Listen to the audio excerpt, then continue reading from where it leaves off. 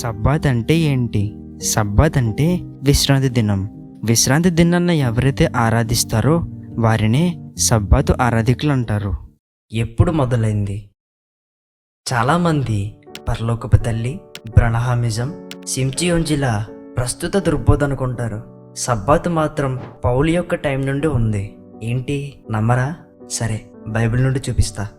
గలతీ ప్రాంతంలో అన్యజనుల నుండి క్రైస్తవులుగా మారిన వీరి దగ్గరకు యూదులు వచ్చి ధర్మశాస్త్రం ఆచరిస్తేనే రక్షణ పొందగలరని తప్పుదారి పట్టించారు. అందుకే పౌలు ప్రత్యేకంగా వీరి కోసం గలతీ పత్రిక రాశాడు. సరే, ఈ సబ్బాతికులు అప్పటి నుండి అలా కంటిన్యూ అవ్వారా? లేదు. రోమన్ క్యాథలిక్ టైంలో కనుమరుగయ్యారు. ప్రొటెస్టెంట్ విప్లవం తర్వాత సబ్బాతును ఆచరిస్తేనే కానీ రక్షణ దొరకదనే శాఖలు ప్రారంభమయ్యాయి. 1527లో అనాబాప్టిస్ట్ శాఖ నాయకులైన ఆండ్రియస్ ఆస్వేడ్ మరలా సబ్బాతు ఆరాధనను విస్తారంగా అమలులోనికి తీసుకొచ్చారు. సబ్బాతును ఆరాధించేవారు ప్రపంచవ్యాప్తంగా 500 శాఖలున్నాయి. ఈ 500 శాఖల్లో బాగా విస్తరించినది సెవెంత్ డే అడ్వెంటిస్ట్. ఇది 1863లో ఎలెన్ జీ వైట్ అనే స్త్రీతో కొనసాగించబడింది. ఈమె ఒక ప్రవక్తి అని, ప్రవచనవరం ఉందని చెప్పుకున్నారు. ఈమె దర్శనంలో పరలోకంలో ఉన్న మందసాన్ని చూశారని, ఆ మందసంలో ఉన్న 10 ఆజ్ఞల పలకలలో విశ్రాంతి దినాన్ని పరిశుద్ధంగా ఆచరించాలనే 4వ ఆజ్ఞ అన్ని ఆజ్ఞల కన్నా ప్రకాశవంతంగా కనిపించింది కాబట్టి విశ్రాంతి దినాన్ని పాటించాలని బోధించడం ప్రారంభించారు. ఈమెకి ప్రవచనం ఉంది కదా, ఈమె చెప్పిన ఏ ప్రవచనం కూడా జరగలేదు. ఎప్పుడు వచ్చింది? ఇశ్రాయేలీయులు ఐగుప్తు నుండి బయటకు వచ్చిన తర్వాత వచ్చింది. ఒకటి గుర్తుపెట్టుకోండి, పాపము లోకంలో ఉండగానే ధర్మశాస్త్రం వచ్చింది. అలాగే ఆజ్ఞలు కూడా భూమి మీద ఉండగానే ధర్మశాస్త్రం వచ్చింది. ధర్మశాస్త్రాన్ని ఎందుకు ఇచ్చాడు? సుమారు క్రీస్తు పూర్వం 15వ శతాబ్దం ఇశ్రాయేలీయులు బానిసలుగా ఉన్నప్పుడు దేవుడు మోషేను నాయకుడిగా చేసి సుమారు 20 లక్షల స్త్రీ పురుషులను బయటకు తీసుకువచ్చాడు. ఇప్పుడు వీరిని కనానులోనికి నడిపించాలి. కనాను బాగా అభివృద్ధి చెందిన ప్రాంతం. ఇది విస్తారమైన విగ్రహారాధన, వావి వరుసలు లేని సంబంధాలు, వ్యభిచారాలతో నిండిన ప్రాంతం. వీటన్నిటిని తుడిచివేసి అక్కడ ఇశ్రాయేలీయులను స్థిరపరిచి విస్తరింపజేసి కాలం పరిపూర్ణమయ్యాక యేసుక్రీస్తు పుట్టాలన్నది దేవుని సంకల్పం. ఇశ్రాయేలీయులు కనాను వెళ్ళిన తర్వాత అన్ని జనులతో కలిసిపోతే దేవుని చిత్తం నెరవేరదు కాబట్టి దేవుడు వీరిని ఒక ప్రత్యేక జనాంగంగా చేయడానికి, వీరి మధ్య ఒక అడ్డుగోడను నిర్మించడానికి ధర్మశాస్త్రాన్ని పెట్టాడు. ధర్మశాస్త్రాన్ని ఎవరికిచ్చాడు? మోషే కాలానికి భూమిపై ఉన్న మనుషులు 2 జాతులు, ఇశ్రాయేలీయులు, అన్యజనులు. దేవుడు తన ధర్మశాస్త్రాన్ని ఇశ్రాయేలీయులకు మాత్రమే ఇచ్చాడు. ఒకవేళ అన్యులు దేవుని పక్షంగా ఉండాలనుకుంటే వారు సున్నతి పొంది సభ్యులవ్వాలి. అప్పుడే వారు ధర్మశాస్త్రాన్ని ఆచరించడానికి అర్హులవుతారు. ధర్మశాస్త్రం అన్యులకు, ఇశ్రాయేలీయులకు అడ్డుగోడగా ఉండి వారిరువురిని వేరు చేస్తుంది. ధర్మశాస్త్రం ఎప్పటి వరకు కొనసాగుతుంది? మోషే వంటి మరొక ప్రవక్త ఇశ్రాయేలీలలో జన్మించే వరకు మాత్రమే మోషే ద్వారా వచ్చిన ధర్మశాస్త్రాన్ని గైకొనాలి. ఆ వేరొక ప్రవక్త వచ్చాక ధర్మశాస్త్రాన్ని విడిచి ఆ ప్రవక్త మాట వినాలి. ఆ ప్రవక్త క్రీస్తే. రూపాంతర కొండ మీద మోషే ఏలియాల క్రీస్తుతో చర్చించడం శిష్యులు చూసి, నీకొకటి, మోషేకొకటి, ఏలియాకొకటి పర్ణశాలను నిర్మిస్తామని క్రీస్తుతో చెప్పారు. అప్పుడు ఆకాశం నుండి దేవుడు, ఈయన మాట వినుడి అని చెప్పాడు. ఇక మీరు వినాల్సింది కేవలం క్రీస్తు మాటలు మాత్రమే అని దేవుడు వారికి చెప్పాడు. అందుకే యేసుక్రీస్తు బోధిస్తూ అప్పుడైతే అంటూ ధర్మశాస్త్ర బోధను, ఇప్పుడైతే అంటూ క్రొత్త నిబంధన బోధ చేశాడు. విశ్వాసమునకు కర్త వచ్చే వరకు ధర్మశాస్త్రం అమలులో ఉంటుంది. ధర్మశాస్త్రం విశ్వాస సంబంధమైనది కాదు, అది క్రియలకు సంబంధించింది. మనుషులకు నీతి క్రియల వలన రాదు, విశ్వాసం వలనే వస్తుంది. అందుకే ధర్మశాస్త్రం వలన ఎవరూ నీతిమంతులుగా తీర్చబడరు. ఎవరి యందు విశ్వాసం ఉంచితే ఉచితంగా నీతిమంతులుగా తీర్చబడతారో ఆ విశ్వాసమునకు కర్తయు దానిని కొనసాగించువాడైన క్రీస్తు వచ్చే వరకు మాత్రమే ధర్మశాస్త్రము మనుషులను నడిపిస్తుంది. ఆ క్రీస్తు కొరకు భక్తులు ఎదురు చూశారు. కాలం పరిపూర్ణమైంది. ఆయన అవతరించే కాలం ఆసన్నమైంది. ఆయన మార్గం సరళం చేయడానికి యోహాను జన్మించాడు.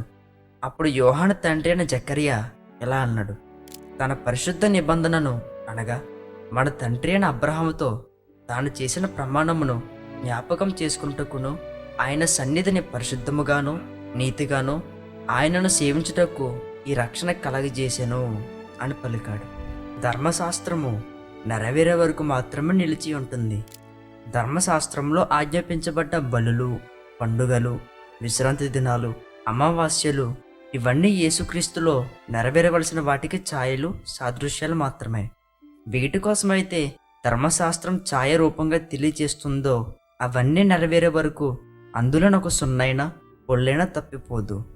అబ్రహాము సంతానమైన యేసుక్రీస్తు జన్మించి ధర్మశాస్త్ర ఆజ్ఞలన్నింటినీ పాటించి ప్రవచనాల్ని, బలుల్ని నెరవేర్చే వరకు అది అమలులోనే ఉంటుంది.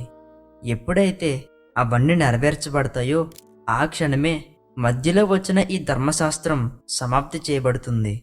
ఆనాడు అబ్రహాముతో చేసిన విశ్వాస సంబంధమైన వాగ్దాన నిబంధన అమలులోనికి వస్తుంది. క్రైస్తవులు ధర్మశాస్త్రాన్ని పాటించవచ్చా? ధర్మశాస్త్రము ఎక్స్పైరీ డేట్ గల మెడిసిన్ లాంటిది. దాని కాల పరిమితికి ముందు అది మనుషులకు మేలు చేసింది. కానీ కాల పరిమితి దాటిపోయిన తర్వాత, అంటే ఎక్స్పైరీ డేట్ అయిపోయిన తర్వాత దానిని అనుసరిస్తే ఎంతో నష్టాన్ని తీసుకువస్తుంది. అందుకే పాత నిబంధన కాలంలో ధర్మశాస్త్రాన్ని పాటించకపోతే శాపమని రాయబడింది.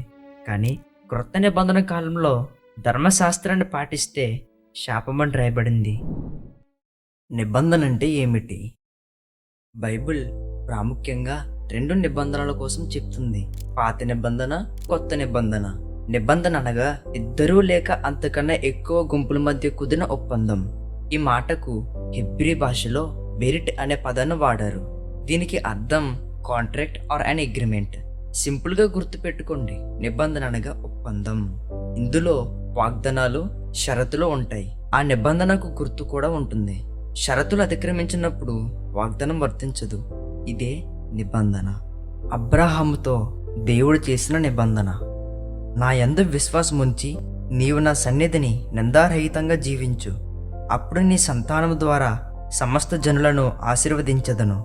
ఈ నిబంధనకు గుర్తుగా నీ గోప్యంగా చర్మమందు సున్నతి పొందు. ఇశ్రాయేలీయులతో చేసిన నిబంధన: నిర్గమ 20, 21, 22, 23 అధ్యాయాలలో దేవుడు నిబంధనలో ఉన్న షరతులను చెప్పాడు. నిర్గమ 23 అధ్యాయము 22, 23 వచనాల వరకు షరతులకు లోబడితే వచ్చే వాగ్దానాలు చెప్పాడు. నిర్గమ 24వ అధ్యాయంలో బలి అర్పించబడి నిబంధన అమలులోనికి వచ్చింది. నిర్గమ 34వ అధ్యాయంలో 10 ఆజ్ఞల గల 2 రాతి పలకల్లో నిబంధనకు గుర్తుగా ఇచ్చాడు. తర్వాత మళ్ళా కొన్ని యాడ్ చేశాడు. దీనినే మనం నిబంధన గ్రంథం లేక ధర్మశాస్త్రం అని పిలుస్తాం. ఒకటి బాగా గుర్తుపెట్టుకోండి, నిర్గమ 12వ అధ్యాయం నుండి ద్వితీయోపదేశకాండం చివరి వరకు పాత నిబంధన. మనం మాత్రం ఆది కాండం నుండి మలాకి వరకు ఉన్న గ్రంథాలే పాత నిబంధన గ్రంథం అని పెట్టుకున్నాం. మానవ జాతికి క్రీస్తు చేసిన నిబంధన: యేసు పరిచర్య చేసిన కాలమంతా వాగ్దానాలు, షరతులు బోధించాడు. నిబంధనకు గుర్తుగా రొట్టె ద్రాక్ష రసాన్ని ఇచ్చాడు. ఈ నిబంధన అమలులోకి రావడానికి తనను తానే బలి చేసుకున్నాడు. ఆ తర్వాత అపోస్తుల ద్వారా మరికొన్ని షరతులు, వాగ్దానాలు కలిపాడు. ఇదే క్రొత్త నిబంధన. 2 నిబంధనలను కలిపి పాటించువారు దాసులు, పాత నిబంధనను అనుసరించువారు దాసికి పుట్టిన పిల్లలు. క్రొత్త నిబంధనను పాటించువారు వాగ్దానమును బట్టి పుట్టిన పిల్లలు. గలతీ పత్రికలో పౌలు దాసిని దాని కుమారుణ్ణి వెళ్ళగొట్టుము, దాసి కుమారుడు స్వతంత్రురాలు కుమారునితో పాటు వారసుడై ఉండడు, కాబట్టి మీరు స్థిరముగా నిలిచి మళ్ళా దాసిమను కాడి క్రింద చిక్కుకొనకుడి అని చెప్పాడు. 2 నిబంధనలను కలిపి పాటించేవారు వ్యభిచారులు. రోమా పత్రిక 7వ అధ్యాయంలో 2 నిబంధనల గురించి ఎలా రాయబడింది? 2 నిబంధనలు 2 పురుషులు. దేవుని ప్రజలైన ఇశ్రాయేలీయులు ఒక స్త్రీ. ముందుగా ఆ స్త్రీ ధర్మశాస్త్రం అనే మొదటి పురుషునికి భార్యగా చేయబడింది. రెండవ పురుషుడు నూతన నిబంధనకి కర్తైన క్రీస్తు. భర్త చనిపోతే ఆమె మరొక పురుషుని వివాహం చేసుకోవచ్చు, కానీ భర్త బ్రతికి ఉండగా వేరొక పురుషుని చేరితే ఆమె వ్యభిచారని ధర్మశాస్త్రం చెప్తుంది. అందుకే దేవుని జనాంగమైన ఆ స్త్రీ క్రీస్తు అనే మరో పురుషుణ్ణి చేరుకోవాలంటే ధర్మశాస్త్ర విషయంలో చనిపోవాలి. అందుకే ధర్మశాస్త్రం నుండి సంపూర్ణంగా విడుదలైపోవాలి.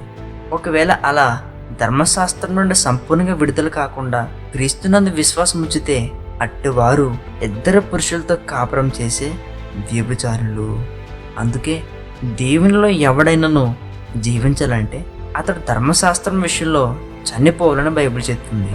నేడు ఎందరో క్రైస్తవులు పర్ణశాలల పండుగ, పస్కా పండుగ జరుపుకోవడం, అమావాస్య ప్రార్థనలు నిర్వహించడం, ప్రథమ ఫలాల పండుగలు, కోత పండుగలు, కృతజ్ఞతార్పణ పండుగలు చేస్తున్నారు.